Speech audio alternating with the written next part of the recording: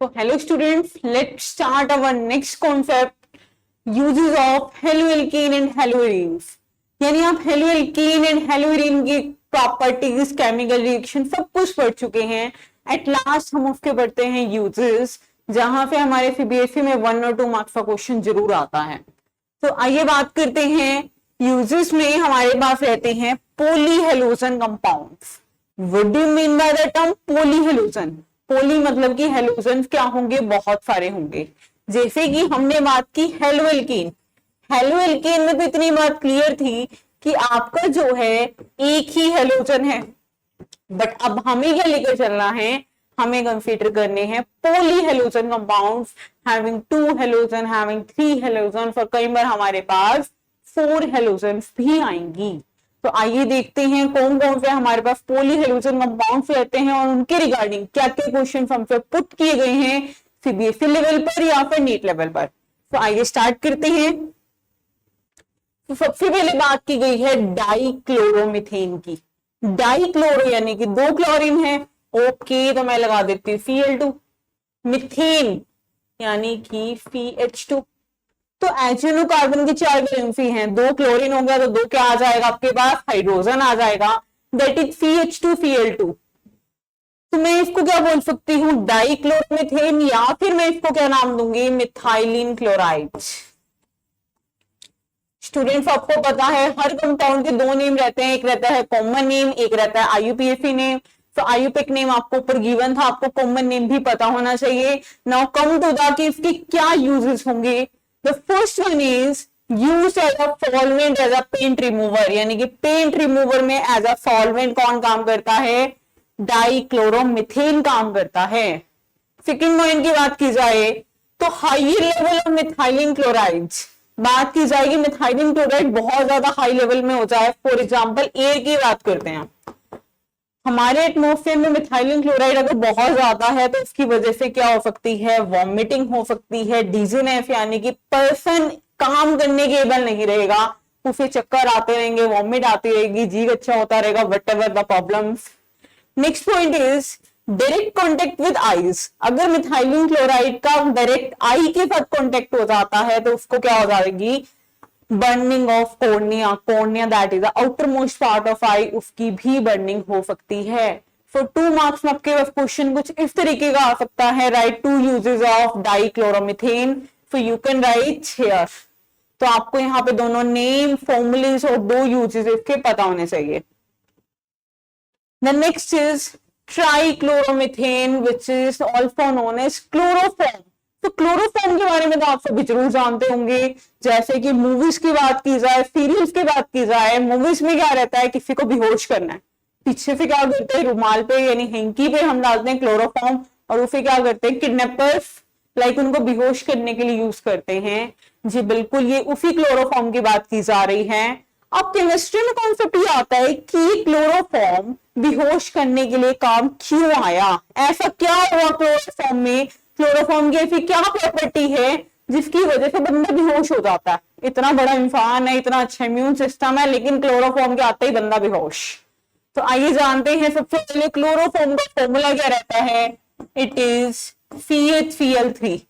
तो बात polyhalogen compounds की थी ऑब्वियसली. अब देखिए 2 का, पिछले वाले में हमारे पास 2 क्लोरीन थे, यहाँ पे हमारे पास कितने क्लोरीन है, 3 क्लोरीन है. तो क्लोरोफॉर्म एक्चुअल में होता क्या है, क्लोरोफॉर्म को जब मैंने क्या किया, हैंकी पे डाला, मीन्स की एयर की कांटेक्ट में आएगा. तो जब क्लोरोफॉर्म आपका एयर की कांटेक्ट में आएगा तो वो क्या बनाएगा, POCl2 नाम की एक पॉइजनस गैस बनाएगा. इसको क्या बोला जाता है, पोर्चिन गैस. ये तो हो गया मेरा कॉमन नेम, या फिर इसको मैं क्या कहूंगी, कार्बोनिल क्लोराइड. तो देखिए स्टूडेंट्स, ये है आपका कॉमन नेम और ये वाला है आपका आईयूपीएसी नेम.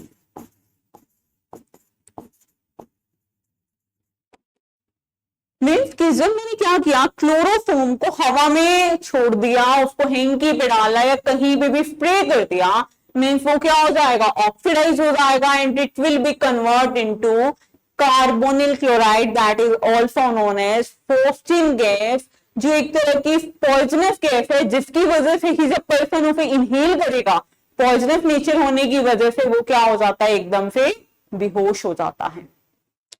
अब इससे बचने के लिए हम क्या करते हैं, क्लोरोफॉर्म देखिए हमें लैब्स में भी तो स्टोर करके रखनी है, लैब्स में हमें बहुत सारे एक्सपेरिमेंट्स करने होते हैं क्लोरोफॉर्म्स के रिगार्डिंग, तो लैब्स में हम जब इन्हें रखते हैं तो थोड़ी सी अमाउंट हम किसकी ऐड कर लेते हैं, अल्कोहल की ऐड कर लेते हैं।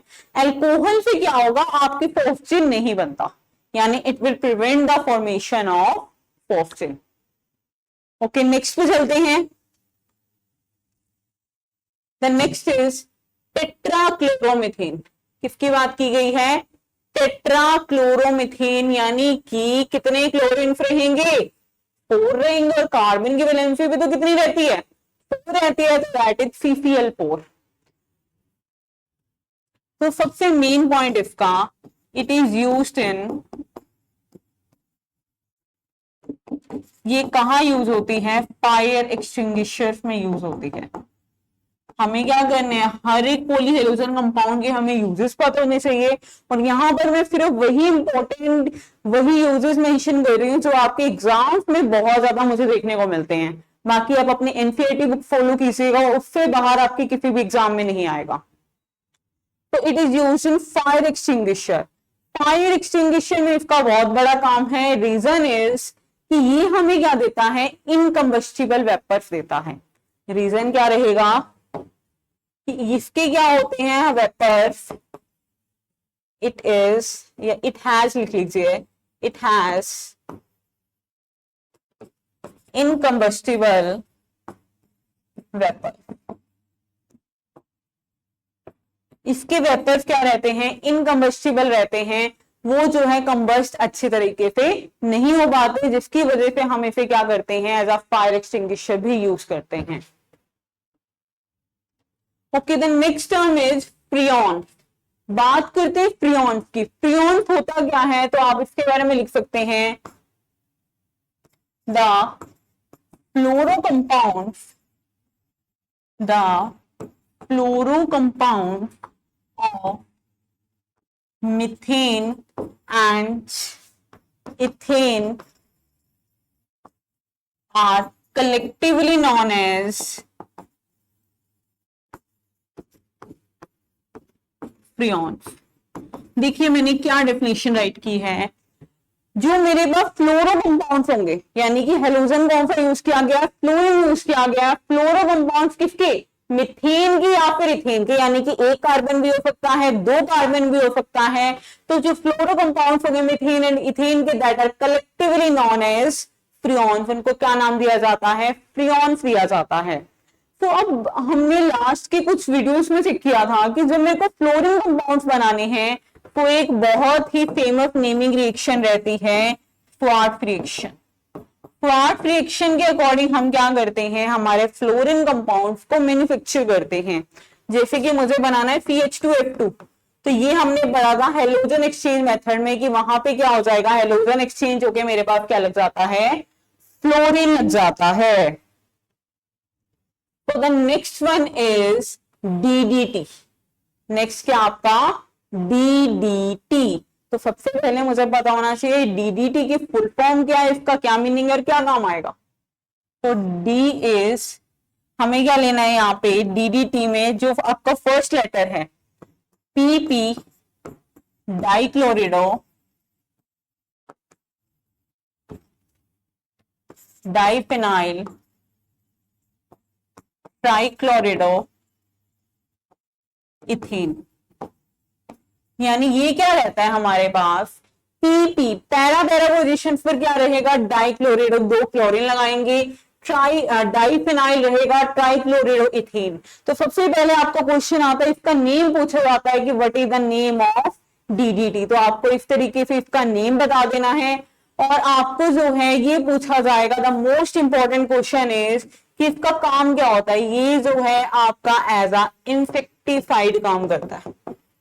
DDT is used as an insecticide. तो ये आपका जो है डाइफेनाइल यानी कि एक हेलोएरिन कंपाउंड है। तो यहां पर आपके कंपाउंड तो खत्म होते हैं। आइए कुछ क्वेश्चन देख लेते हैं जो बार बार आपके एग्जाम्स में देखने को मिलते हैं। तो स्टार्ट करते हैं फर्स्ट क्वेश्चन से। फर्स्ट क्वेश्चन क्या कहता है, जो आपके हेलो फॉर्म पे, ध्यान से पढ़िएगा, haloforms are trihalogen derivative of dash. Option कुछ इस तरीके से थे, मीथेन, इथेन,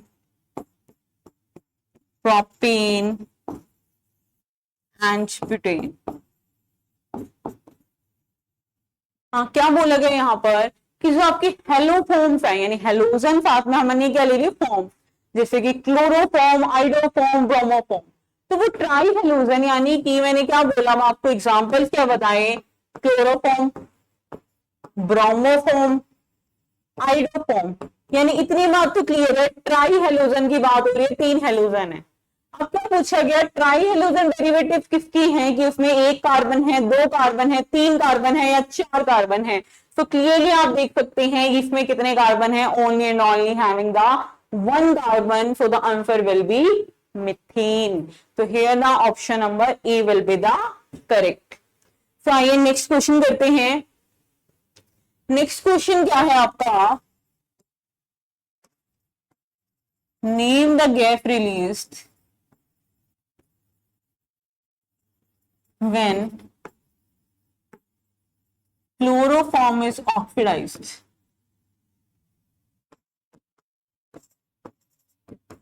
कि कौन सी गैस रिलीज होगी जब क्लोरोफॉर्म को क्या किया जा रहा है, ऑक्सीडाइज किया जा रहा है। तो ऑप्शंस देखिएगा ध्यान से, carbonyl fluoride, phosphine, carbon disulphide,